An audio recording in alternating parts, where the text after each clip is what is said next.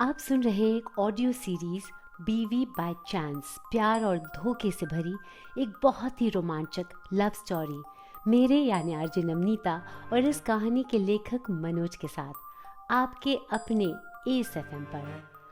आगे का हाल जानने के लिए सुनते हैं एपिसोड 4, जिसका नाम है नई शुरुआत। एक तरफ तनेजा परिवार ने रोशनी को अपने स्वार्थीपन का नमूना दिया था, तो दूसरी तरफ जिस परिवार की वह बहू बनने जा रही थी, उस कुकरेजा परिवार ने रोशनी का परिचय अपने घमंड और कठोरता से कराया। ना तो शादी में दूल्हा आया था और ना ही उसके परिवार से कोई सदस्य, ना तो उसके लिए वहां कोई डोली सजाई हुई खड़ी थी और ना ही उसे अपने ससुराल में नववधू की हैसियत से गृह प्रवेश के लिए जाना था। हॉल के अंदर चारों तरफ सिर्फ लोगों की चर्चा का दौर चालू था। किसी ने कहा, मैंने सुना है कि रोशनी का होने वाला पति अपाहिज तो है ही, साथ ही साथ बड़ा गुस्सैल भी है। देखो ना कैसे उसने ब्याह होने से पहले ही यहाँ इतना बड़ा ड्रामा कर दिया। भला अपनी शादी में कोई ऐसा करता है क्या? मुझे तो बेचारी इस कोमल लड़की पर तरस आ रहा है। पता नहीं बेचारी ये सब कैसे मैनेज करेगी। क्या मालूम शादी के बाद वो कुकरेजा परिवार में टिक भी पाएगी या नहीं। मेहमानों के बीच काना फूसी का दौर बढ़ता ही जा रहा था। किसी और ने टिप्पणी की, अयो हम तो यहाँ तक सुना है लड़का ऐसा फैमिली का एक नाजस बेटा। कई सालों तक तो कुकरेजा परिवार उसको एक्सेप्ट ही नहीं किया था। फिर फैमिली का किसी बुजुर्ग ने उसका हालत पर तरस खाया, उसको परिवार में शामिल करने को एग्री किया। बोलते हैं ना, एक लंगड़ा घोड़ा भी कुत्ता से ऊंचाई में ज्यादा होते। हमको मालूम ये लड़का भी बस उस लंगड़े घोड़े जैसा है। कुकरेजा परिवार का नाम, मानी, शोहरत सब कुछ है इसके पास, लेकिन उसका परिवार में उसका कोई इज्जत नहीं है। फैमिली मैटर में कोई भी उससे कुछ भी नहीं पूछता। ऐसी विरासत और पैसा किस काम का, जब परिवार में उसकी कुछ करने की हैसियत ही ना हो। शायद इसलिए इतना गुस्सैल और बदतमीज है ये लड़का। लेकिन इस लड़की में क्या कमी है जो इसने ऐसे लड़के से शादी करने के लिए हाँ कर दी? ओह माय गॉड, आखिर उसने ऐसा गलत फैसला कैसे ले लिया? सामने खड़ी एक लाल सलवार पहने एक पंजाबी औरत ने पूछा। किसी और ने तभी जुबान में जवाब दिया, लगता है सब पैसे का खेल है बहना।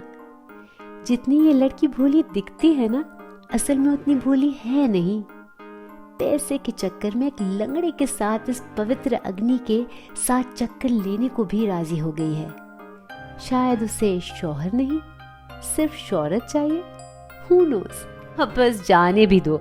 हमें इन बड़े लोगों के पचड़े में फंसकर अपना समय बर्बाद करने की क्या जरूरत है। शादी की शानदार दावत उड़ाओ और फिर आराम से घर जाकर घर में मौज करो। मिसेस चड्ढा भी कहाँ चुप रहने वाली थी। शांति मामी जो बहुत देर से चुप थी, उन्होंने बीच में इस पंचायती में टोका लगाया, तुम लोग अब यह बेकार की चर्चा करना बंद करो। मैंने सुना है कि रोशनी इस तनेजा परिवार की असली बेटी है ही नहीं, बल्कि इसे गोद लिया गया था। तभी इस बेचारी को एक अपाहिज के पल्ले बांधा जा रहा है, अपनी खुद की बेटी कनिका को एक लंगड़े के साथ खूंटे से बांधने की बजाय। बड़े लोगों की बड़ी बातें हैं जो कि हम लोगों की समझ के परे है।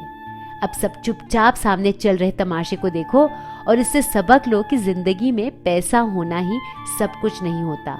लोगों में इंसानियत नाम की भी कोई चीज रहनी चाहिए। शांति मामी की फटकार सुनकर सब लोग अपनी परनिंदा और परचर्चा बंद करते हैं और मंडप में चल रहे तमाशे को फिर से देखना शुरू करते हैं।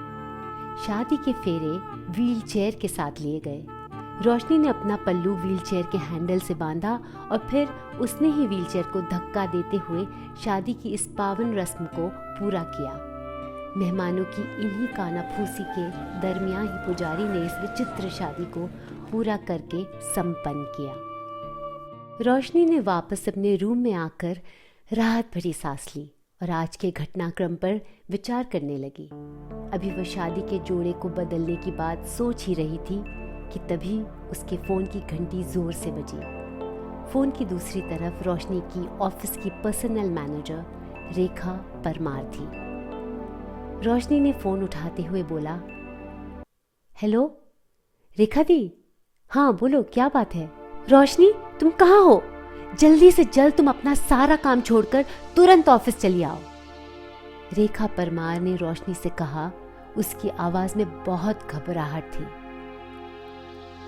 रोशनी ने कहा, रेखा दी लेकिन मैंने तो आज लीव ली हुई है, आप क्यों मुझे ऑफिस बुला रही हैं? रेखा परमार ने रोशनी से कहा, वो लीव शिफ्ट तुम भूल जाओ और फौरन यहाँ ऑफिस आकर अपना नया चार्ज संभालो। रोशनी ने आश्चर्य से पूछा, नया चार्ज? कैसा नया चार्ज रेखा दी? अभी अभी मुझे पता चला है कि तुम्हारा ट्रांसफर स्काईलाइन कंपनी के नए सीईओ के ऑफिस में कर दिया गया है। फोन पर रेखा की घबराहट भरी आवाज सुनाई दी। क्या? रोशनी भी यह सुनकर चीख पड़ी। उसे समझ नहीं आ रहा था कि आगे क्या बोले।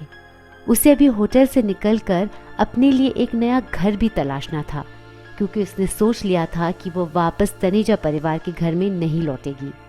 इस बारे में उसने पिछली रात ही कुछ रियल एस्टेट ब्रोकर से बात भी कर रखी थी। वह लोग आज दिन में उसे कुछ भाड़े के फ्लैट भी दिखाने वाले थे। रेखा परमार ने उसे गुस्से से कहा, अब क्या क्या करके चीख क्यों रही हो? तुम्ही ने तो इस पोजीशन के लिए अप्लाई किया था।